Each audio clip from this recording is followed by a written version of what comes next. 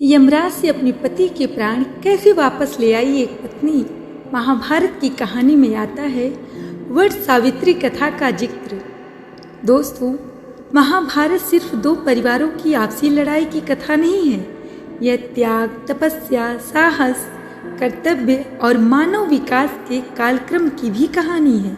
इस महान गाथा में आने वाले छोटे छोटे प्रसंग बहुत महत्वपूर्ण हैं। नमस्कार दोस्तों, स्वागत है आपका आपके चैनल रहस्यमयी इतिहास में। अगर आपको मेरा कंटेंट पसंद आए तो वीडियो को लाइक करें, शेयर करें और जो मेरे चैनल पर नए हैं वो मेरे चैनल को ज़रूर सब्सक्राइब करें। तो दोस्तों, बने रहिए अंत तक, क्योंकि आपको एक बहुत ही रोचक कहानी सुनाने वाली हूँ जो कि महाभारत से संबंधित है। दोस्तों, यह हमारे व्रत, त्योहार और उत्सवों को मनाने और मानने का कारण बनते हैं। ऐसा ही एक व्रत है वट सावित्री व्रत। इसका भी वर्णन महाभारत के वन पर्व में मिलता है। हस्तिनापुर में दुर्योधन के साथ जुए में सब कुछ हारने के बाद युधिष्ठिर अपने चारों भाइयों और पत्नी द्रौपदी के साथ वनवास झेल रहे थे। इसी बीच एक दिन महर्षि मार्कंडे वन में आए और युधिष्ठिर की कुटिया पर पहुंचे। महात्मा युधिष्ठिर ने उन्हें देखकर प्रणाम किया और पत्नी व भाइयों सहित ऋषि का सत्कार किया। इसके बाद सभी सत्संग के लिए बैठ गए। ऋषि मार्कंडे युधिष्ठिर और द्रौपदी को एकटक देखकर यूं ही मुस्कुराने लगे। इस पर युधिष्ठिर ने ऋषि मार्कंडे जी से प्रश्न किया, महात्मा, आपकी इस मंद मुस्कान में क्या रहस्य है? इस पर ऋषि ने कहा, नहीं युधिष्ठिर, यह कोई रहस्य नहीं है। मैं यूं ही देख रहा हूँ कि एक बार पहले कभी प्रभु श्री राम भी ऐसे ही पत्नी और भाई के संग सिर्फ पिता के वचनों के लिए वन में भटके थे। आज मैं तुम्हें देखता हूँ कि धर्म के लिए तुमने भी यह व्रत लिया है। मैं तुम्हारी सराहना करता हूँ कि द्रौपदी भी पूर्ण मनोयोग से तुम्हारे साथ है। फिर वह द्रौपदी को संबोधित करके कहने लगे, हे पुत्री, तुम्हारा आत्मबल ही तुम्हारी पहचान है। इसे हमेशा बनाए रखना। इस धर्म युद्ध को अगर पांडव अपने बाहुबल से जीतेंगे तो तुम अपने आत्मबल से इनकी हमेशा सहायता करोगी। तुम में तो यमराज को हराने की शक्ति है, फिर एक घोड़े हाथी की सेना कहाँ टिकेगी? दोस्तों, इस पर द्रौपदी ने कहा, महात्मा, आपने आत्मबल से यमराज को हराने की बात कही। जरूर संसार ऐसे उदाहरणों से भरा होगा। हमें भी ऐसी कैसी आत्मबल वाली नारी की कथा सुनाइए। तब मार्कंडे ऋषि ने कहा, तुमने तो बहुत उत्तम प्रश्न किया है पुत्री। यह कथा जिस नारी की है वह न सिर्फ आत्मबल की धनी थी, साथ ही सती और पतिव्रता भी थी। उसने तो यमराज से सीधी टक्कर भी ली थी। मैं तुम्हें उसकी कथा सुनाता हूँ और एक पवित्र व्रत के अनुष्ठान की विधि बताऊंगा। इसके बाद मार्कंडे ऋषि ने पांडवों और द्रौपदी को सावित्री सत्यवान की कथा सुनाई। किसी समय मद्र देश के राजा अश्वपति हुआ करते थे। राजा रानी धर्मात्मा थे और इसका प्रभाव रहा कि उनकी पुत्री सावित्री भी उनके जैसे ही स्वभाव की थी। विवाह योग्य हो जाने पर राजा ने सावित्री के लिए योग्य वर की तलाश शुरू की। इसी दौरान एक दिन देवर्षि नारद राजा के पास आए। राजा ने उनसे भी पुत्री के विवाह की चर्चा की। नारद मुनि ने राजा द्युम्नसेन के पुत्र सत्यवान की तारीफ की और उसे विवाह के योग्य बताया। वैसे तो दोस्तों आपको एक कहानी पता ही होगी, लेकिन चलिए एक बार और हम लोग इस कहानी के बारे में चर्चा कर ही लेते हैं। हो सकता हो कोई नया हो जिसे कहानी नहीं पता हो। तो दोस्तों, अंत तक जरूर बने रहिए, क्योंकि कहानी बहुत ही रोचक है। सावित्री ने देवर्षि के मुख से जब सत्यवान की तारीफ सुनी तो मन ही मन उन्हें अपना पति मान लिया और राज्यसभा से चली गई।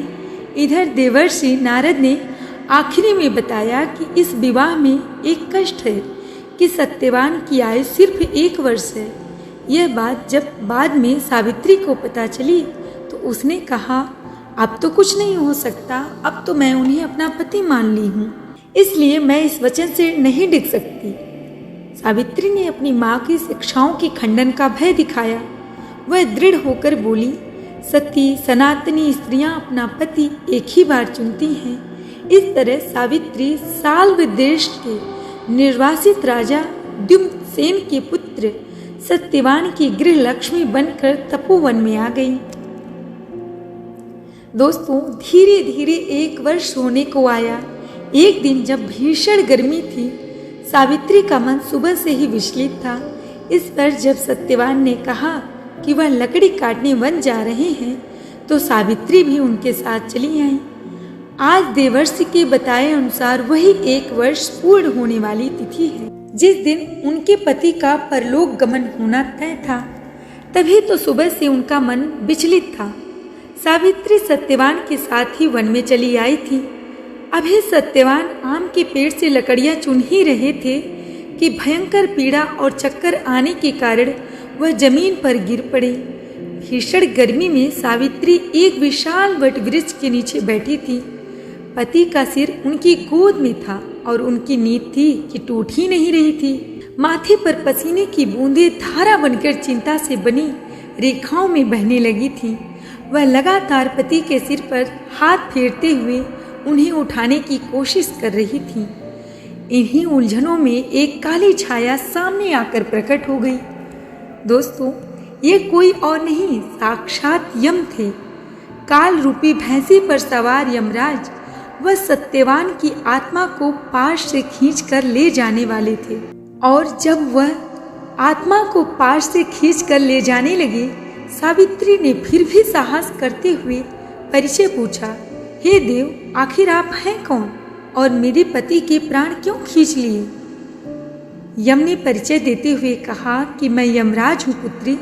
बहुत देर से मेरे दूत काली छाया बनकर तुम्हारे पति के प्राण हरण करने की चेष्टा कर रहे हैं, लेकिन तुम्हारे सतीत्व के कारण निकट नहीं आ पा रहे थे, इसलिए मुझे स्वयं आना पड़ा।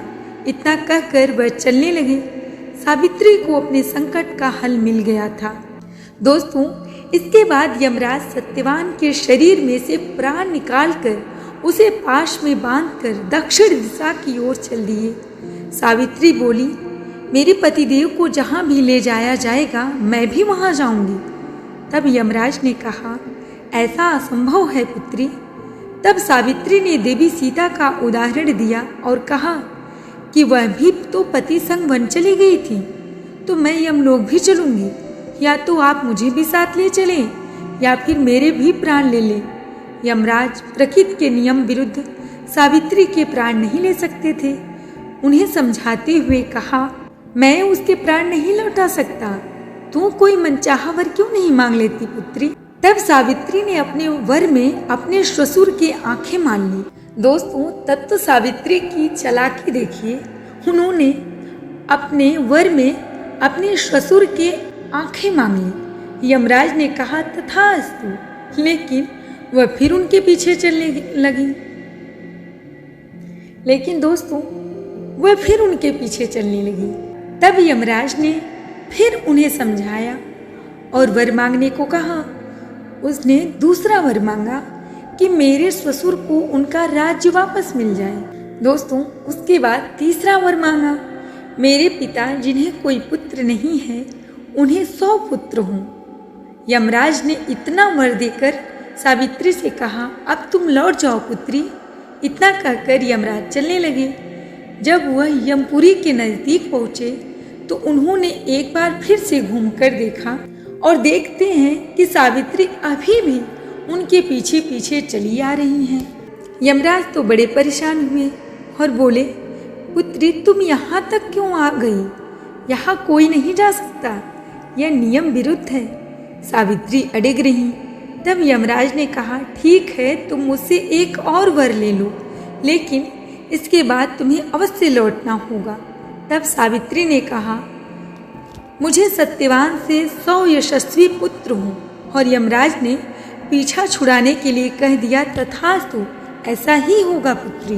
अब यमराज एक बार फिर सत्यवान के प्राणों को अपने पास में जकड़े आगे बढ़ने लगे, लेकिन उन्हें फिर से सावित्री के पीछे आने का एहसास हुआ। अब तो उन्हें बहुत गुस्सा आई और उन्होंने खींचते हुए पूछा, अब तुम क्यों चली आ रही हो? तुम वापस क्यों नहीं लौट जाती? सावित्री ने कहा, मैं कैसे वापस लौट जाऊं? आपने ही तो मुझे सत्यवान से 100 यशस्वी पुत्रों का वरदान दिया है। यह सुनकर यम सोच में पड़ गए कि अगर यह सत्यवान के प्राण ले जाएंगे तो उनका वर तो झूठा होगा।